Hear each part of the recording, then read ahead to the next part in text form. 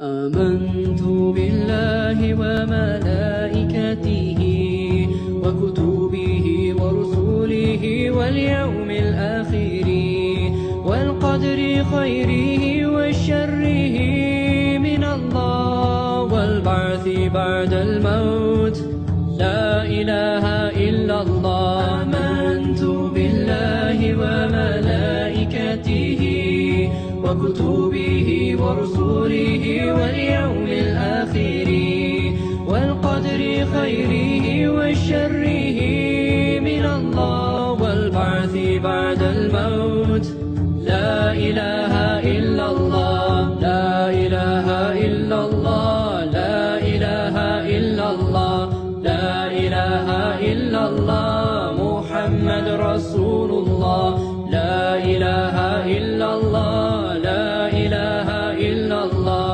لا إله إلا الله محمد رسول الله.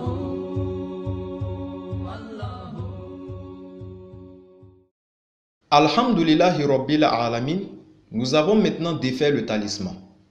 Et quand on observe le contenu, on constate qu'il y a un fil sur lequel ils ont fait des nœuds.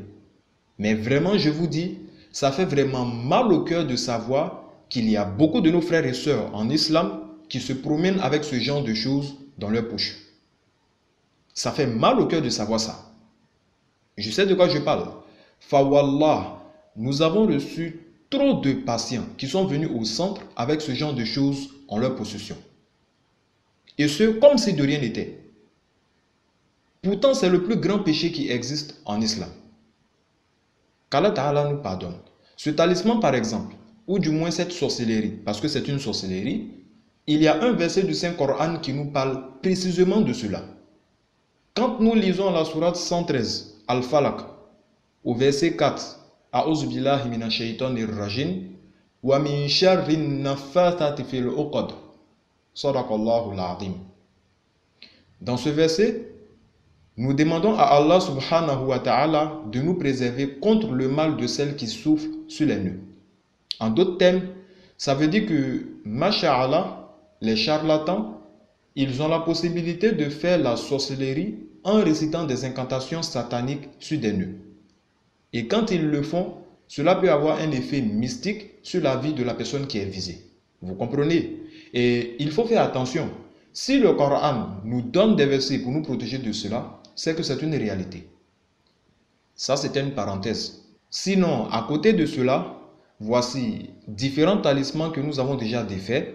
Et quand on observe là-dedans, on constate qu'il y a des feuilles sur lesquelles ils ont dessiné des symboles, ils ont écrit des codes de djinn, des noms de djinn, etc. Donc tout cela, c'est du shirk. Et comme on l'a dit dans la vidéo précédente, tu as cela en ta possession, c'est du shirk. Tu n'as qu'à aller au pèlerinage 1000 fois. Tu n'as qu'à faire 1000 rakats par jour. Tu n'as qu'à jeûner tous les jours.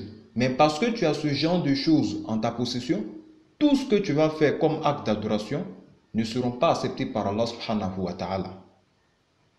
Au fait, le shirk, ça annule ta foi.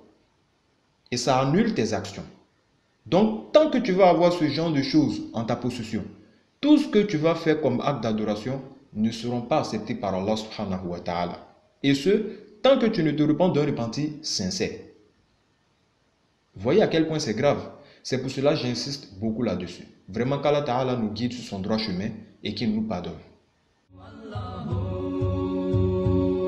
Faith is belief in Allah and the messengers, the angels and the final day and the holy scriptures. And to believe in destiny, that good and bad both come from Him, and the resurrection. There is no God but Allah. La ilaha illallah, la ilaha illallah, la ilaha illallah, Muhammad Rasulullah.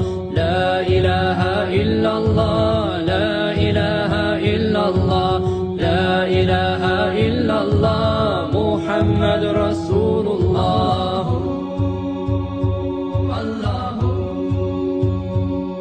Allah is the creator of heaven and of earth.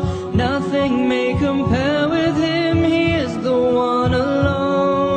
prophets, best of humankind, sent to all nations and all tribes. Last of all, Muhammad, mercy to the world.